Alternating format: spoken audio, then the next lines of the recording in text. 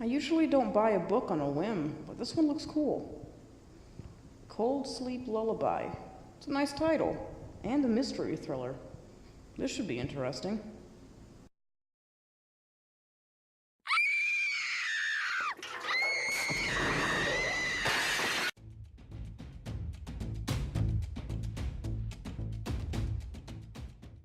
Cold Sleep Lullaby was written by Andrew Brown and is about Detective Eberard Februari and his partner Zoliswa Naduku trying to solve the murder of a young girl whose body was found floating in a river. Before I go any further, let me say that Andrew Brown has a good grasp of the English language and does a fantastic job of painting scenery. I also like how the novel is interspersed with actual lullabies.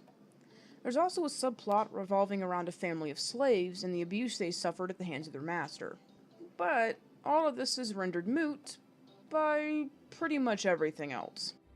This book is depressing, and not in a good way. Depressing topics can be covered well.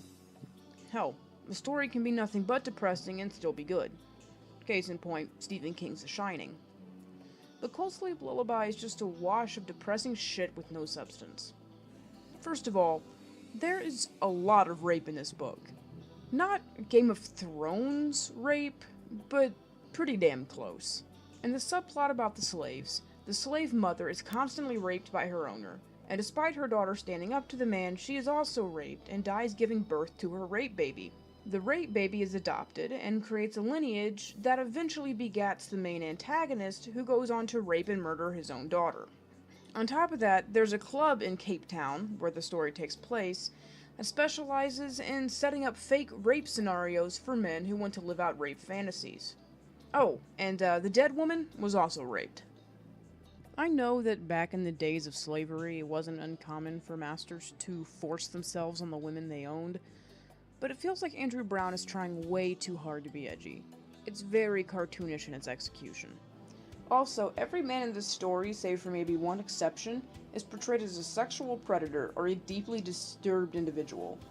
Our main character, Eberard, is a drug addict who lost his wife and daughter, sees a therapist often, and has a deep hatred for life.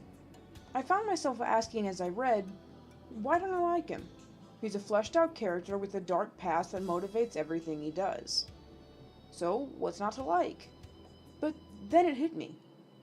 He's just a character. Yeah, he has a backstory, but he isn't real. None of the people in this book are real. They're all paint-by-number cardboard cutouts. They don't talk the way people talk, they don't act the way people act. They exist because the book needs characters to push the plot along. Andrew Brown did such a great job painting the background, but aside from maybe Jacoba and Sana from the subplot, no one else feels real to me. It's like a beautiful stage with wooden posts instead of actors. Like I said, I do like the subplot revolving around the antagonist's heritage. I also like the topics of cultural importance sprinkled throughout. I like the lullabies. I like Sana and Jacoba, as I said earlier. But the rest of the story feels fake. So fake, in fact, that it detracts from the plot. And just to wrap things up, the mystery itself is convoluted.